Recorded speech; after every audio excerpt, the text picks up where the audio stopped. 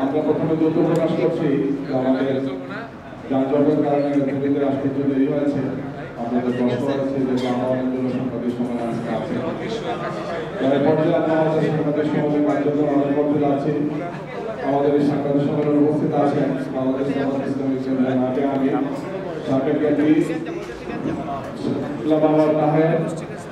উপস্থিত আছেন সংগঠনের সম্মানিত সেক্রেটারি জেনারেল সাবেক এমপি অধ্যাপক গোলাম পরোয়ার, সংগঠনের কেন্দ্রীয় সহকারী সেক্রেটারি জেনারেল সাবেক এমপি জনাব ডক্টর এইচ.এম. হামিদুর রহমান আজাদ, সংগঠনের সহকারী সেক্রেটারি জেনারেল জনাব আব্দুল হালিম, অ্যাডভোকেট মোয়াজ্জেম হোসেন হেলাল, আমাদের সিনিয়র নেতৃত্বের মধ্যে আছেন কেন্দ্রীয় নির্বাহী পরিষদের সদস্য জনাব সাইফুল আলম খান মিলন, জনাব আব্দুর রহমান আকন, জনাব আব্দুর রব মোহাম্মদ হুসাইন সহ মহানগর উত্তর এবং দক্ষিণের নেতৃবৃন্দ সহ আমাদের বিভিন্ন নেতৃবৃন্দ এখানে উপস্থিত আছেন।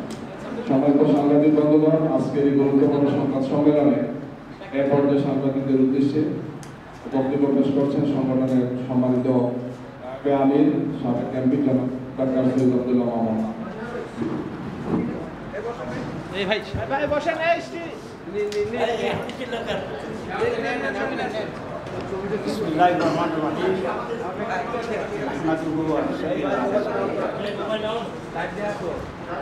আজকে উপস্থিত জামাত ইসলামীর কেন্দ্রীয় নেতৃবৃন্দ এবং সাংবাদিকবৃন্দ,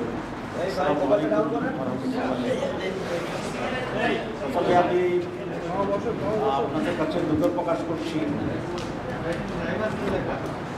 বিলম্বের জন্যে। আসলে ট্রাফিক জ্যাম অতিক্রম করে এখানে আসতে হয়েছে, তো সেই কারণে বিলম্বটা হয়েছে। সেজন্য আমি আবার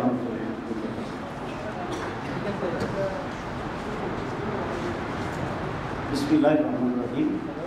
জুলাই জাতীয় সনদের ভিত্তিতে ফেব্রুয়ারিতে নির্বাচন সহ 5 দফা দাবিতে আন্দোলন কর্মসূচি ঘোষণার লক্ষ্যে বাংলাদেশ জামাত ইসলামী আয়োজিত সংবাদ সম্মেলন। প্রিয় সাংবাদিক বন্ধুগণ, আসসালামু আলাইকুম ওয়া রাহমাতুল্লাহি ওয়া বারাকাতুহু। দেশের এক গুরুত্বপূর্ণ সময়ে আজ আমরা আপনাদের সামনে উপস্থিত হয়েছি। বর্তমানে বাংলাদেশ একটি রাজনৈতিক সংকটের মধ্যে দিয়ে সামনে উঠছে। 2024 সালের জুলাই আগস্টের সফল গণঅভ্যুত্থানের পর স্বৈরাচার শেখ হাসিনা পদত্যাগ করে দেশ ছেড়ে পালিয়ে যায়। দেশের প্রশাসনিক কাঠামো ভেঙে পড়ে। দেশে কোনো সরকার না থাকায় সাংবিধানিক শূন্যতার সৃষ্টি হয়। সংবিধানের অনেক বিধানাবলী অকার্যকর হয়ে পড়ে। এমনি পরিস্থিতি জনগণের অভিপ্রায়ের পরম অভিব্যক্তি ও জাতীয় ঐক্যমত্যের ভিত্তিতে অন্তর্বর্তী সরকার গঠিত হয়। এই সরকারের বৈধতার উৎস এবং ভিত্তি হচ্ছে সংবিধানের উৎসের সাথে বর্ণিত বিধানের জনগণের অভিপ্রায়। প্রিয় সাংবাদিক বন্ধুগণ, সংবিধানের ত্রুটি ও রাষ্ট্রের কাঠামোগত অবস্থার সুযোগে কর্তৃত্ববাদী শাসন, ভিন্নমত দমন, দুর্নীতি ও দলীয়করণের ফলে গোটা দেশ অকার্যকর হয়ে পড়ে। সাংবিধানিক প্রতিষ্ঠানসমূহ ধ্বংস হয়ে যায়। ফলে রাষ্ট্রের সব বিভাগের সংস্কার অপরিহার্য। অন্তর্বর্তী সরকার দায়িত্ব গ্রহণের পর রাষ্ট্রের প্রয়োজনকে সামনে রেখে জনগণের প্রত্যাশা পূরণের লক্ষ্যে গণহত্যার বিচার, রাষ্ট্র সংস্কার ও স্বৈরাচার ফিরে আসার সকল পথ রুদ্ধ করার তত্ত্ব নিয়ে কাজ শুরু করে গঠিত হয় বিভিন্ন সংস্কার কমিশন। কমিশনগুলোর সুপারিশের ভিত্তিতে জাতীয় ঐক্যমত্য কমিশন 166টি প্রস্তাবের ভিত্তিতে রাজনৈতিক দলসমূহের সাথে আলোচনা মিলিত হয়। দীর্ঘ আলোচনার পর 83 প্রস্তাব সিদ্ধান্ত আকারে গৃহীত হয়। অনেকগুলো প্রস্তাবের সাথে দু একটি রাজনৈতিক দল ভিন্নমত পোষণ করায় অনেকগুলো গুরুত্বপূর্ণ সিদ্ধান্ত গ্রহণ করা সম্ভব হয়। প্রিয় সাংবাদিক বন্ধুগণ, সরকার ইতিমধ্যেই জুলাই জাতীয় ঘোষণা ও জুলাই জাতীয় সনদ প্রস্তুত করেছে। একটি বৃহৎ রাজনৈতিক দল হিসেবে বাংলাদেশ জামাত ইসলামী জুলাই জাতীয় ঘোষণা ও জুলাই জাতীয় সনদের প্রয়োজনীয় সংশোধনী সহ তাদের পরামর্শ সরকারের নিকট উপস্থাপন করে। জামাত ইসলামী বরাবরই জুলাই জাতীয় সনদকে আইনগত ভিত্তি দেওয়ার বিষয়ে জোরালো ভূমিকা পালন করে আসছে। জাতির ক্রান্তি লক্ষ্যে ডক্ট্রিন অফ নেসেসিটি হিসাবে অতীতের বিভিন্ন নজির ও উদাহরণ তুলে ধরে জুলাই জাতীয় সনদের আইনগত ভিত্তির বিষয়ে জামাত ইসলামী বারবার তার সিদ্ধান্ত অবস্থান ব্যক্ত করে আসছে। আমরা মনে করি জুলাই জাতীয় সংঘের আইনগত ভিত্তি প্রদান ব্যতীত ছাত্র জনতার রক্তের বিনিময়ে অর্জিত অভ্যুত্থান ও তার অর্জন ব্যর্থতায় পর্যবেসিত হতে পারে। প্রিয় সাংবাদিক বন্ধুগণ, ইতিমধ্যে জাতীয় সংসদ নির্বাচনের রোডম্যাপ নির্ধারণ করা হয়েছে। আমরা ঘোষিত রোডম্যাপ অনুযায়ী অবাধ, সুষ্ঠু, নিরপেক্ষ, ভয়ভীতিমুক্ত, গ্রহণযোগ্য নির্বাচনের লক্ষ্যে প্রয়োজনীয় পদক্ষেপ গ্রহণ করার আহ্বান জানানো হচ্ছে। আমাদের অতীত অভিজ্ঞতা অনুযায়ী কালো টাকার ব্যবহার বন্ধ, ভোট কেন্দ্র দখল, বেশি শক্তি প্রদর্শন ও ভোটের বিভিন্ন অনিয়ম ও অপতৎপরতা বন্ধ, কোয়ালিটি সম্পন্ন পার্লামেন্ট এবং দক্ষ আইন প্রণেতা তৈরিসহ প্রতিটি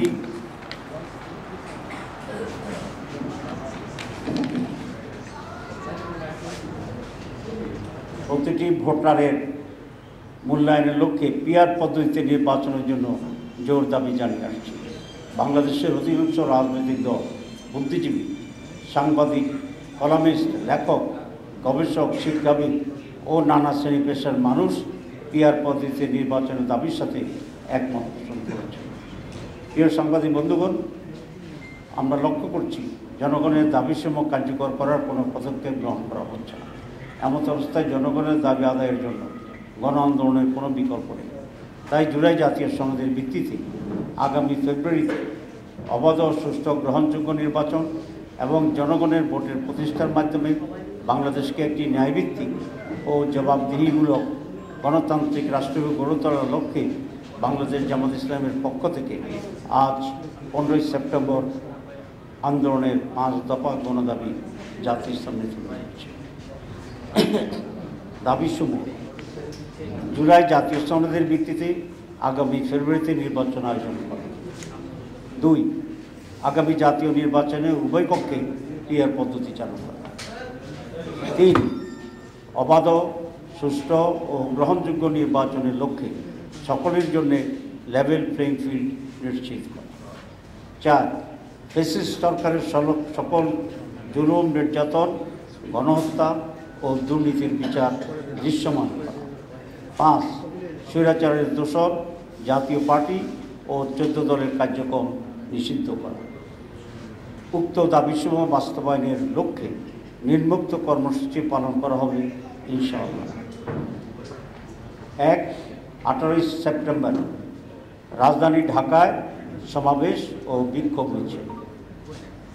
19 সেপ্টেম্বর দেশের সকল বিভাগীয় শহরে বিক্ষোভ মিছিল। 26শে সেপ্টেম্বর দেশের সকল জেলা উপজেলায় বিক্ষোভ মিছিল। এইসব কর্মসূচি বাস্তবায়নের মাধ্যমে জনগণের দাবি আদায়ের লক্ষ্যে ঐক্যবদ্ধ হওয়ার জন্য আমরা দেশবাসীর প্রতি উদাত্ত আহ্বান জানাচ্ছি। আপনাদের সবাইকে ধন্যবাদ জানিয়ে আমার বক্তব্য শেষ করছি। ডাক্তার সৈয়দ আব্দুল মোহাম্মদ তাহের, সাবেক এমপি, নায়েব আমির, বাংলাদেশ জামাত ইসলাম।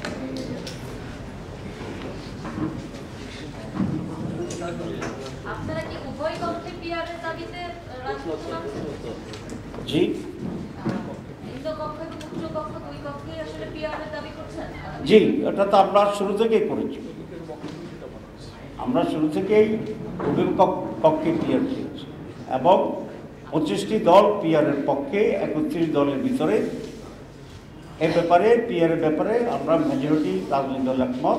একটু ডিফারেন্স হচ্ছে এই 25 দলের ভিতরে যারা ঐক্য কমিশনে অংশগ্রহণ করেছিল 31টি দল, অনেকেই আপার হাউসে পিআর চেয়েছেন।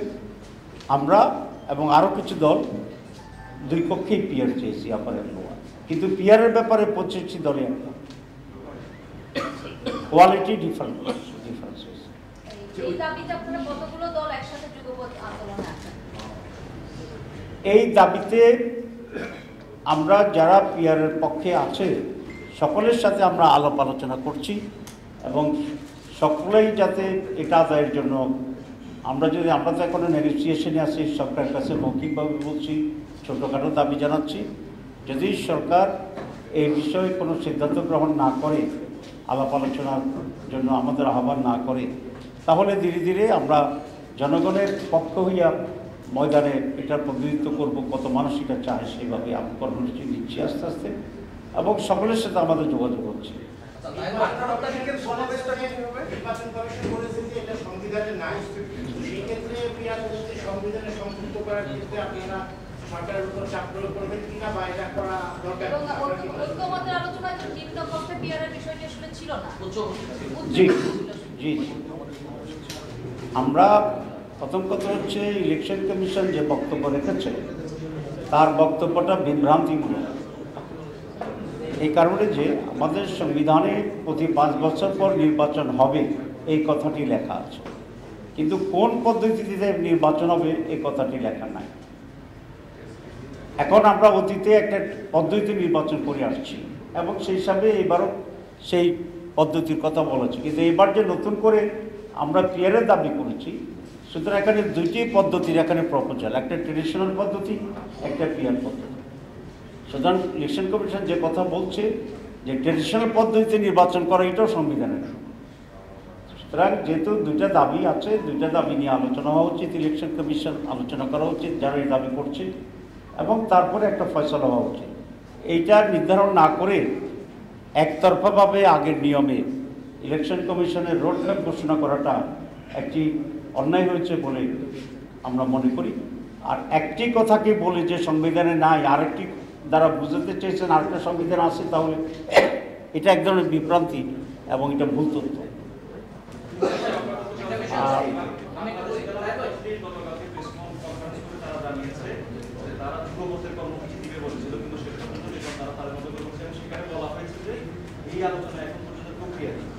গতকালকে তারা যে কর্মসূচি ঘোষণা করেছে আপনাদের একই সময়ে একই কর্মসূচি, এই বিষয়টা বলুন, যুগবোধের কর্মসূচিটা আপনারা কবে থেকে? একটু আমি এর সাথে একটু যোগ করতে পারবো না, সেটা হচ্ছে আপনারা বলছেন যে 7 থেকে 8টা দল হতে পারে। সেক্ষেত্রে আমি কয়েকটা দলের কথা হচ্ছে এনসিপি এবং এবি পার্টি, তারাও বলেছে যে তারা উচ্চ কক্ষে পিয়ার চায়, নিম্ন কক্ষে পিয়ার চায় না।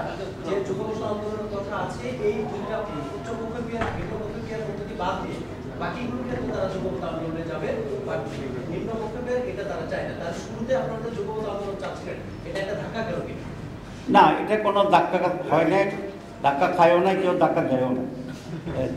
এখানে যেটা আমরা বলেছি সেটা হচ্ছে 25টি রাজনৈতিক দল আউট অফ 31 পিয়ারের পক্ষে, এবং আমি সেটা আপনাদের ইতিমধ্যে বলেছি যে কোয়ালিটি এবং কোয়ান্টিটির ব্যাপারে আমাদের পার্থক্য আছে।